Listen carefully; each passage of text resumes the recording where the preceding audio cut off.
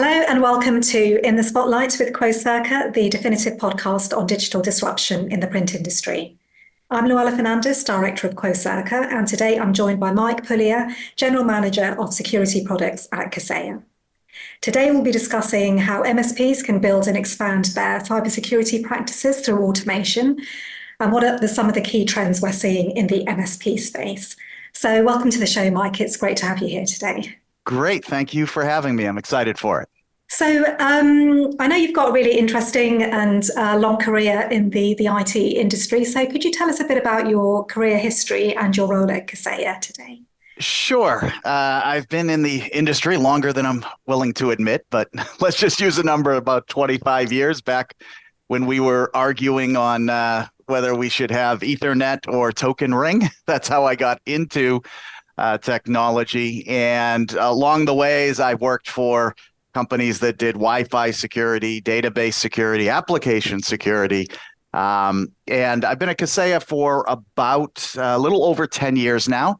So I've gotten to witness kind of firsthand the emergence of managed print services, getting into the MSP business, and really got to witness that. So it's been great. I am our general manager of our security products now. So I am responsible for everything that we provide to MSPs, helping them provide cybersecurity services. That's great. So we'll come on to the kind of trends you're seeing in the cybersecurity landscape a bit later in the conversation. I just wanted to kind of set the context for the audience, really, because in the print sector, many managed print service providers are really looking to diversify into the IT world, whether that's managed IT services or managed security. But I think this really comes with challenges around attracting the right talent. Also, they're entering a very competitive market. So I thought it'd be really useful if you can share your views on making that transition for traditional MPS partners, because the MPS market is very mature, and really what the challenges and opportunities are around that. Sure. I've seen a lot of it over the years, as I'm sure people on this call have seen. Going back 10 plus, we're at about 10 plus years. I mean, it made sense where managed print had, a foothold in a customer's environment, and it was the next adjacent thing to move to, right? I'm already managing this. I've got their IT. I want to move out. And a lot of the large, or the big five, if you will, I had really taken a look and said, we may not have the expertise, and started buying managed service providers. Some of them acquired very large providers.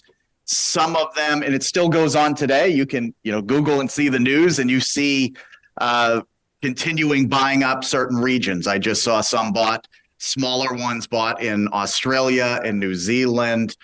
So it continues today. So it's a natural extension of, I've got a foothold. I want to be able to, do the next thing. Why should I use a vendor for this and another vendor for that? I think culturally, it's a little bit of a difference, and we're pretty much past that, right? You have IT people who run managed services for a long period of time, and they think in terms of, strictly, there's a lot of work. How do I automate this? How do I maintain profit margins? And they are inherently technical. Most of them are tinkerers, right? That's how they got started. And so, whenever you buy or acquire another company, no matter who you are, you can go back through the history. There's always a period of time as the two groups kind of assimilate towards each other and usually come up with a new culture. So I think we can definitely say managed print, providers have been very successful in doing this. Most of the big ones have done this, 2013, 2014, 2012, we started seeing some big acquisitions, and now it's piecemeal. So I think it's a natural fit, but it is going from, printing to, you're going to get that call in the middle of the night when a CEO can't, connect to the network, and, you're responsible pretty much for everything. Because if anything we learned during the pandemic, no matter where you are working, if you do not have technology to connect to the internet, it is over. It is 24/7. Availability and security are just 100% requirements. There are no non-digital businesses today. Yeah, and I think, like you say, a lot of the big print OEMs, Ricoh, Canon, Konica Minolta, they've all made acquisitions in this space. And I'm curious in terms of your views around the integration. Like you say, there is a big cultural change, but also there's an opportunity for the traditional MPS providers to develop resources and expertise around IT. And I guess products from companies like Kaseya helps them automate that and also reduce their reliance on potentially a churn in employees and so on. So can you talk a bit about because it's like you say, it's two very different sectors and what the kind of potential challenges are in making that transition? Sure. I would say that, we have seen things not work out, right? And what I mean by that is everybody has done the homework. That's why you see all of these acquisitions happening. This is a market that you want to be in over the next, no matter which, economist you look at. This is like back in the 90s when the enterprise, moved to, whether you call it, the digital transformation or what have you, but they went to SAP and Siebel and all of these automations.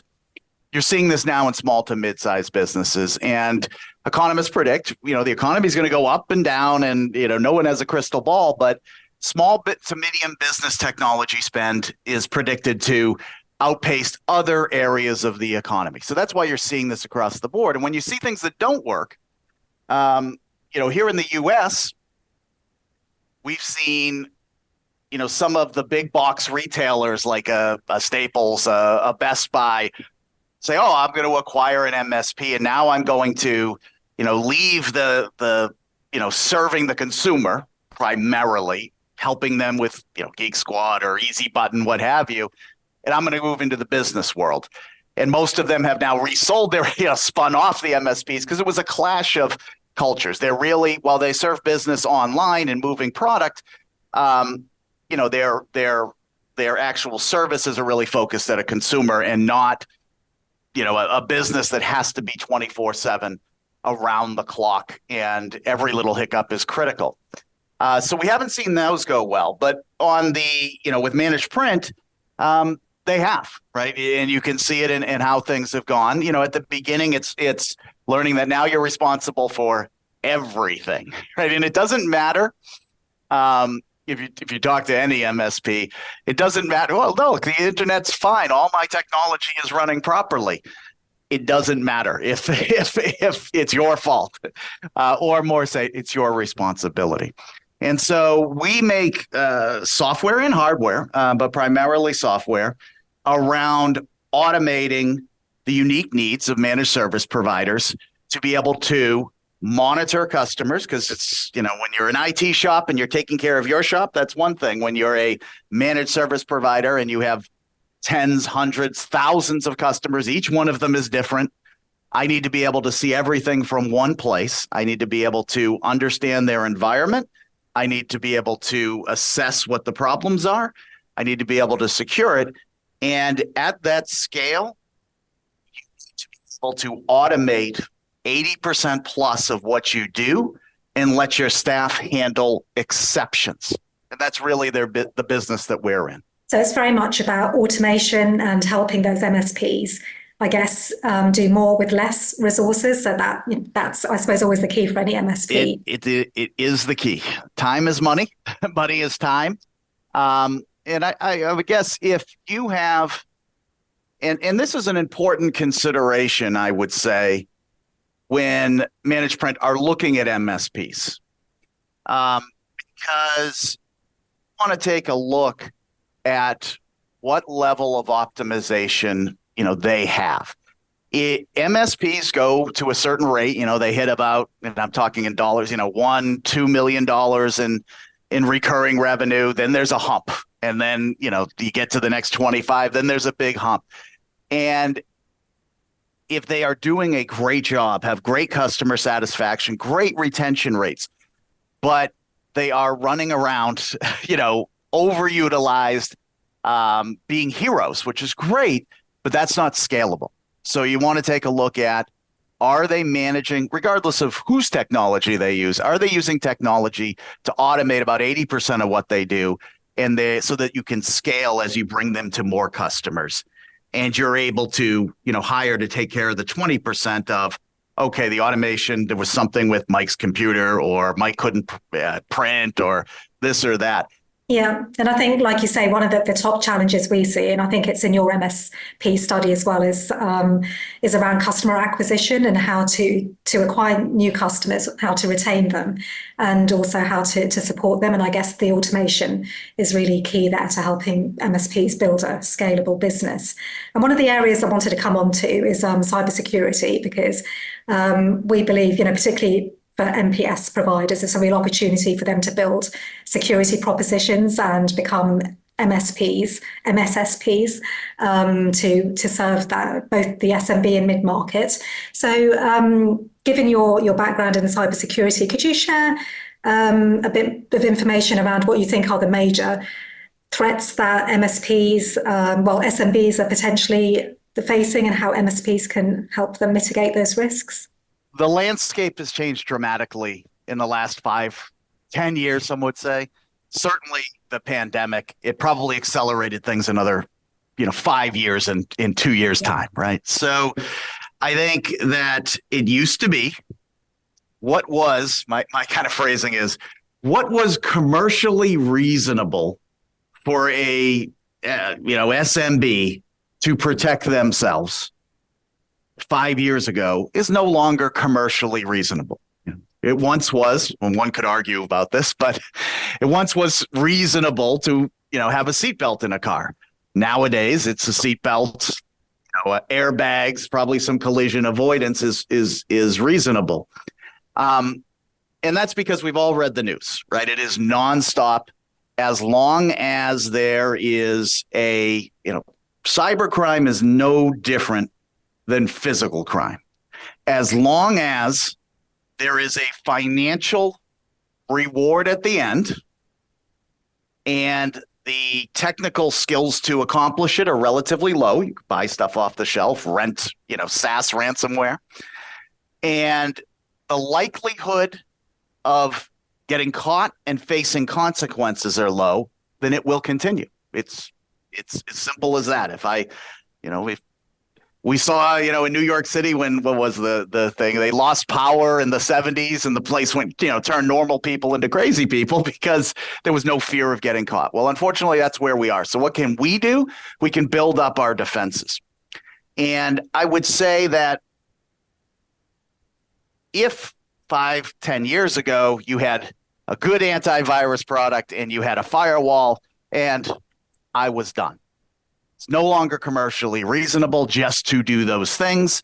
And that's not a knock on the technology. A lot of times it gets that way, like it's black or white. You've been hacked, you're horrible, or you're perfect. Nothing in life is like that. We have, when I look at it, if everything was perfect, we would have one antivirus company and one firewall company, and we'd never read anything. So realize that there is no such thing as perfect protection. So what can you do about it? Well, SMB customers need more. So they need more out of their MSPs. They're not going to have a separate cybersecurity, so we need to offer it to them. How do you get there? Well, the first thing I would say about it is I see a lot of, when you Google this, you'll see a lot of ads. Transform your MSP to an MSSP in 15 minutes.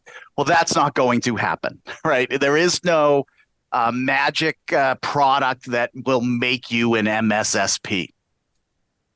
It is the three-legged stool, which we've heard about since day one: people, process, and technology. Technology is only one part of it. So making sure you have the right technology and the right tools to address the threats is 1/3 of the issue. But like a stool, if you don't have that third leg, it's just going to fall over. So that's where we come in. And I would say when you think about technology and cybersecurity, This harkens back to many years, but it's about layers. Each threat is a layer of security, and you either put in that technology, people, and process to address that threat, or you absorb the risk. I can choose to buy a car for an extra, X amount of dollars, euros, pounds with automatic braking because it's optional, or not. And if I don't, I either pay the money or I absorb that extra risk. And so when we look at it, it is really not as complicated as, the news and the latest thing and this and this and this. Those that understand what are the risks at the company, so doing an actual assessment, some of those aren't technology risks. Some of those are their process risk. Then applying what solutions will address those risks. Then having the process to be able to make sure that you do it consistently. So one of the biggest things is you can go chasing the latest AI cybersecurity news, or we can do what we're going to do consistently and regularly, and that will make your cybersecurity posture so much better if you just do the basics on a regular and consistent basis. And then lastly is your people. You don't need to have an entire stack of CISSPs and forensics experts, but you do need to start having people with some cybersecurity background. A lot of people start maybe with a virtual CISO or something like that, where they have one that can kind of direct it. We make tools and technologies that can help automate that. So everything from doing risk assessments to protecting email to antivirus, anti-malware to an entire SOC team that can stand behind you. That's probably the hottest thing today. You hear about managed detection and response, MDR, XDR, ABC. It goes by many names, but having a team of SOC analysts reviewing the data and then doing the triage, and then getting with you to address the remediation lets you kind of scale up very quickly as you start to build your cybersecurity roster.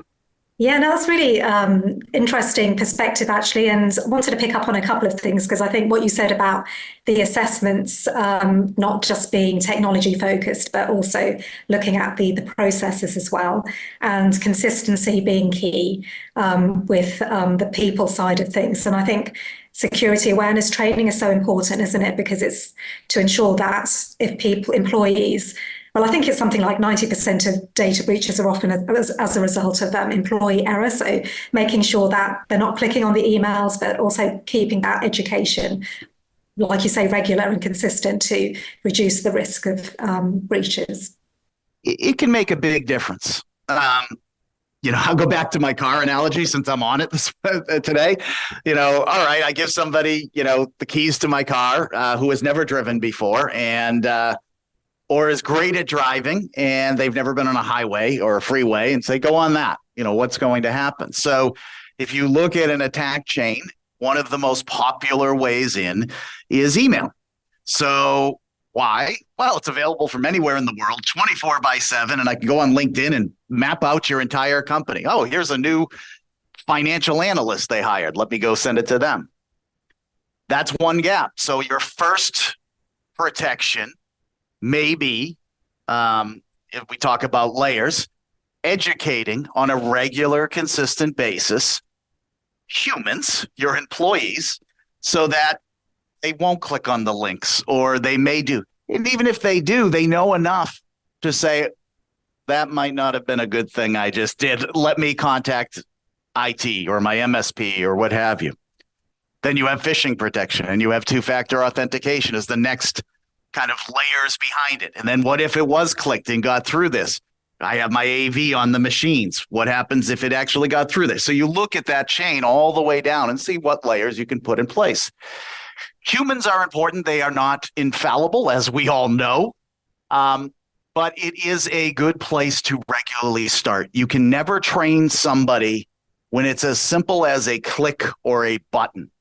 You can greatly reduce the likelihood of them making an error. It will never go to zero. That doesn't mean you shouldn't do it. Right? I would say regular training is a must. It helps them in their personal lives as well, that not falling to it.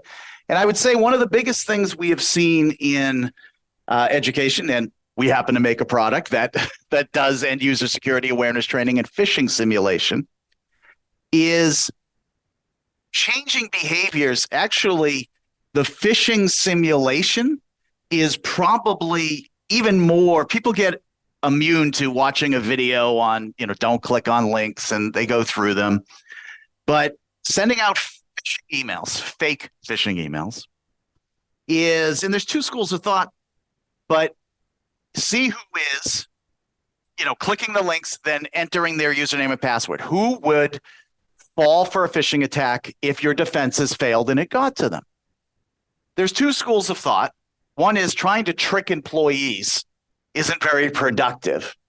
I'm of the second version of, it's not about trying to trick them. It's about trying to find the weaknesses in your system.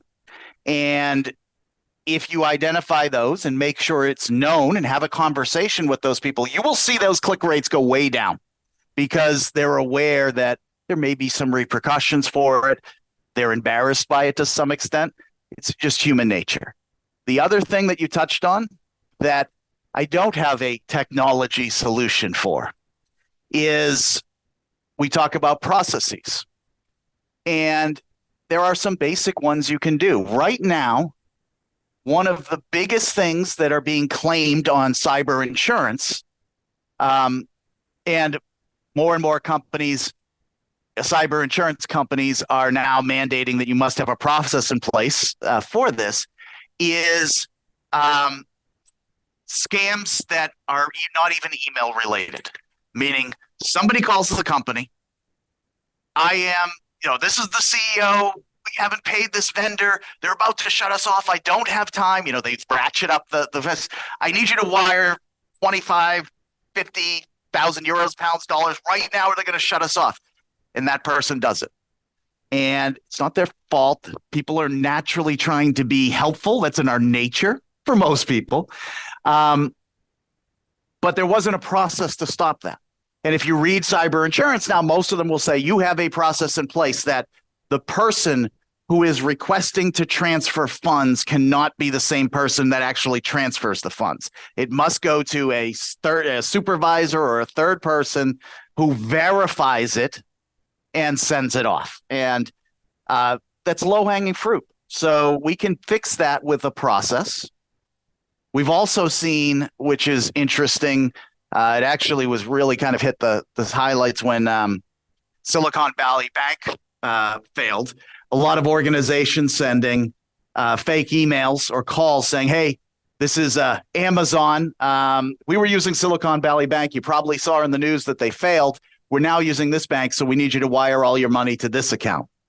That wasn't Amazon calling. So same kind of process. Before I change where I pay a vendor in our systems, we pick up the phone and back like the old days, and we manually call someone with the record that we have for them to verify that it's them before making changes. So there's some process there that can help dramatically. Yeah, and I think that's a really good point, actually, the layered approach to security, because using your car analogy or maybe a house analogy, it's, where do you stop that person? Do you stop them at your door? Do you stop them when they're already in your house? And, often cyber attackers can be in the systems for 3 months or more before they're actually detected. And I think, you mentioned about XDR, EDR, MDR, there's so many kind of buzzwords around security. And I think it can be quite daunting for, traditional MPS providers to really understand all these different capabilities and what it means and how they can help their customers, because it is becoming more complex. And also the other point you mentioned about these realistic emails or phone calls, I think with AI, that's going to be a real challenge because it's much more difficult now to really discern between the real and the fake. And I think that's, I don't know what thoughts you've got on the impact of AI on cybersecurity. Yeah, two kind of schools of thought there. One is it won't matter because if you've seen Terminator, once it becomes self-aware, we won't be around to worry about it.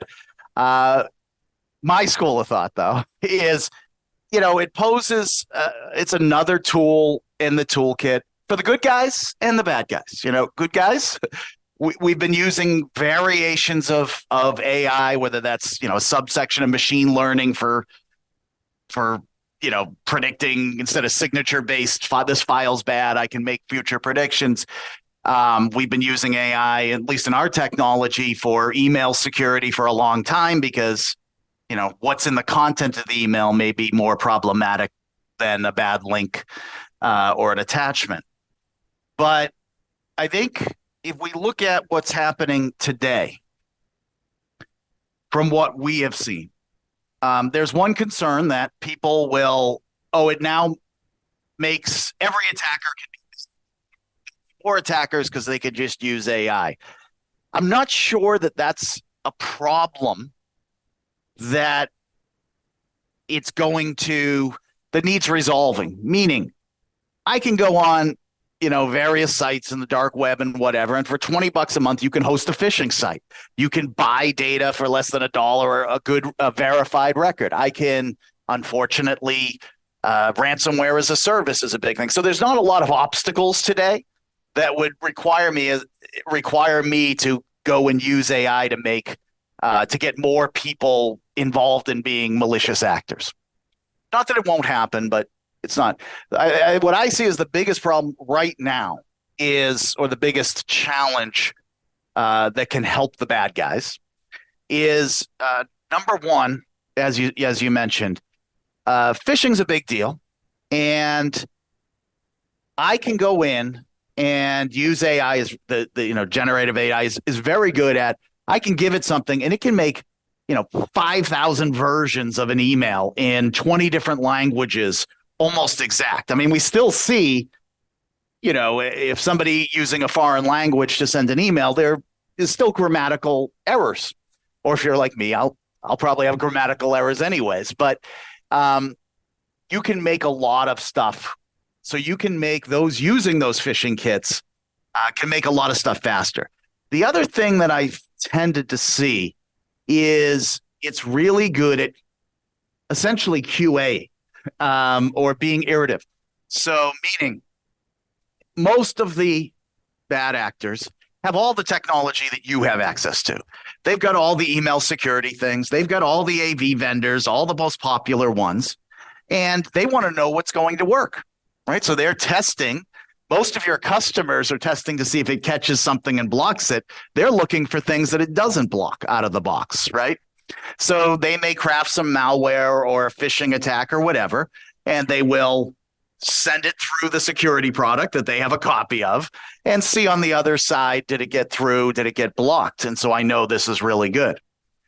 AI can help be really quick at sending thousands of different attacks with slight variations and watching the other side and having a feedback loop. So it's really great for QA of legitimate products, but it can be used to speed up the attacks that I'm already using to tweak them a bit and see what's going to get through. So I think in the near term, it's going to benefit both, offense and defense. But what are we seeing today?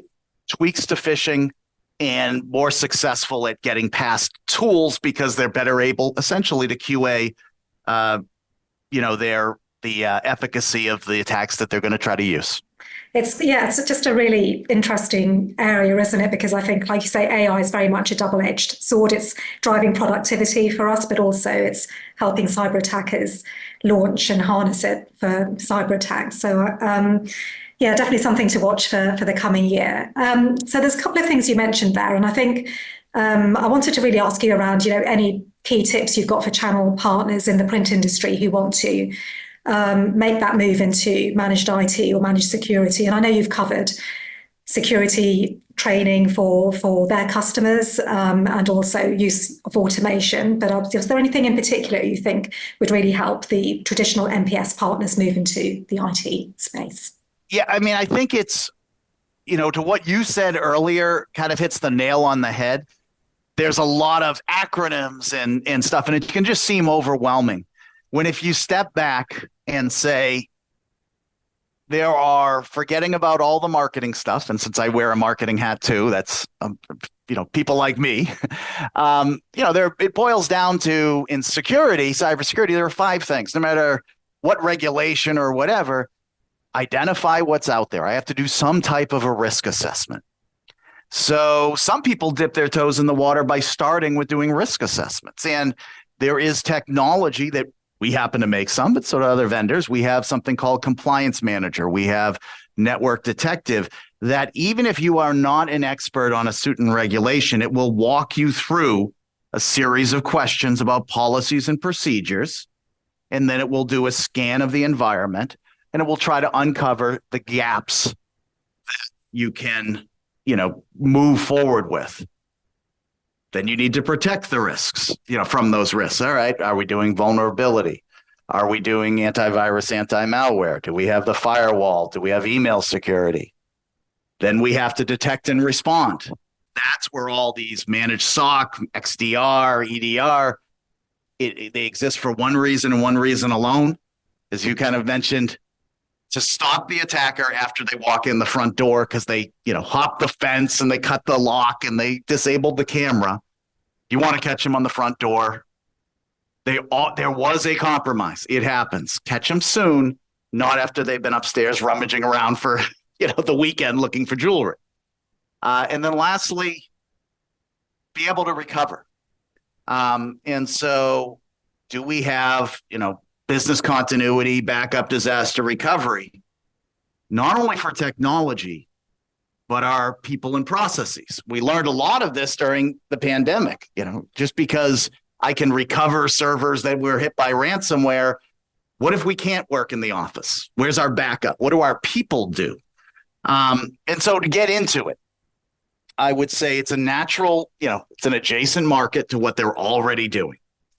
Obviously, I think a lot of what's happened out there is, most have done it through acquisition, and some of those have been large and some of them have been small.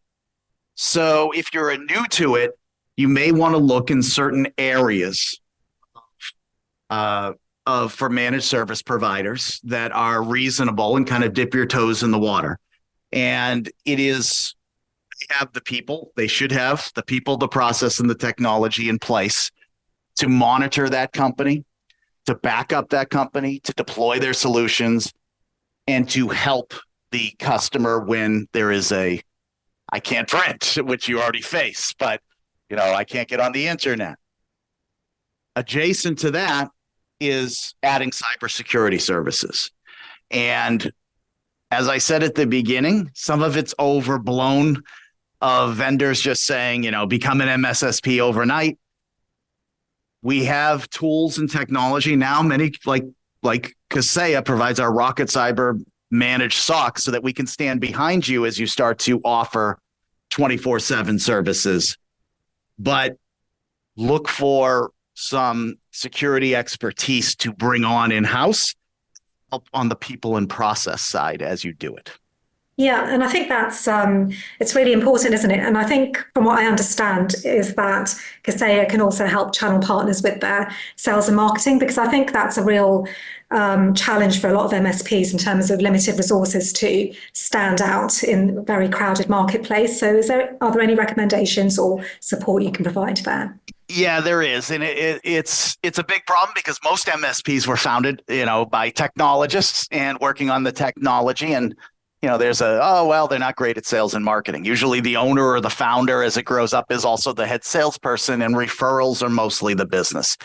We have tried to help that, kind of put your sales and marketing on steroids. There are lots of partner programs, and I've seen them all in my years, where essentially they become, slap your logo on our data sheet. And What we have built from a guy by the name of Dan Tomaszewski and Gary Pico, who both owned MSPs, run those programs, and it is everything you need to actually market and sell your services. And every single month, they provide 20 infographics or 20 social media posts, 2 videos, email landing pages, prospecting emails for your sales team. All of it is completely labeled by you. It doesn't say Kaseya anywhere. They will actually set it up and post for you if you want to do that. So it's all about creating education. You get a sales and marketing coach that is yours, and they can work with you to help plan events. We're now, I know it's years later, but for a while everything went virtual. Now we're still back to, okay, we want to plan a golf event in this city. Here's our cookie cutter on how to do it, and we can help you. So it's about we call it powered services, because that's really what it is. It is not about a product. It is about, all right, here's our cybersecurity pack for February. Here is the backup and DR. It's about really energizing your team to give them the materials they need and to bring leads in, because we're giving you the lead generation as well. Yeah, that sounds like a really valuable resource. And we'll put some information in the show notes, but just could you share where the audience could access any information on Kaseya's products and services? Yeah, it's just Kaseya.com is probably the best place to go. Okay, all right. And just to finish off, because it's been really enlightening conversation to understand a bit more about your views on how traditional MSPs in the print space can move into the IT and security space. But in terms of, just rounding off the conversation, are there any predictions that you have for this year in terms of how the cybersecurity landscape may change, and what are the opportunities for MSPs? Yeah, I think it's a huge opportunity. It's one that it's good because you're doing good. You're helping customers with a real problem. At the same time, you're expanding services to them. And you're also, people that offer more services you offer to your customers, the stickier you are, the longer lifetime value of the customer, all of that, because you become an indispensable part of their business. We learned that a lot. Technology is indispensable, cybersecurity. So what's happening in cybersecurity and why it's going to continue to be more important? I'll go back to my physical crime example. When you see crime in cities, countries, whatever, increase, what follows? More regulations, more laws, more bills passed, more arrests. Why is all of that happening? Whether it has an effect or not, I don't know. But it gives the appearance to everyone to start calming down. We're doing something about the problem. And we could debate for a while whether it does or doesn't. You're seeing the same thing. The more cyber attacks you see making the news, now we're seeing governments and private industries launching more regulations, more requirements. Hopefully it will have an impact. I think you have to address the root problem of you can make a lot of money and not get caught or punished. But so what that's going to drive? That's going to drive the need for more cybersecurity services. So if you're getting cyber insurance, you're going to, it went from 3 questions to 30 pages, right, in the last 10 years. Every government out there in the, Western government has enacted some level or is enacting levels of response, cyber protections. Most of them are, the person that gets punished is the company, not the actual, perpetrator of the crime. But that is what it is. So there will be a need, not just, hey, you should do this, right? And so for a provider, it becomes a lower barrier because the customer should do it. They are being told they have to do it. And so that's going to increase. I hope that over time we reach a balancing point where, we've done enough to protect ourselves, that we start to see a drop in that. but unfortunately, there's no foreseeable future where the requirements for cybersecurity, doesn't do anything but increase. Yeah, so it's always a case of not if, but when, with a cyber attack happening, but also potentially the fact that the MSPs really need to capitalize on the opportunity to build a cybersecurity practice. So, no, it's a real pleasure to have you on the show today. Thank you so much for having me. Yeah, it's been great. Thank you very much. So thank you for joining today's episode of In the Spotlight with Quocirca. For more information, please visit quocirca.com and be sure to subscribe to our YouTube channel. Thanks again for joining, and I look forward to seeing you in our next episode.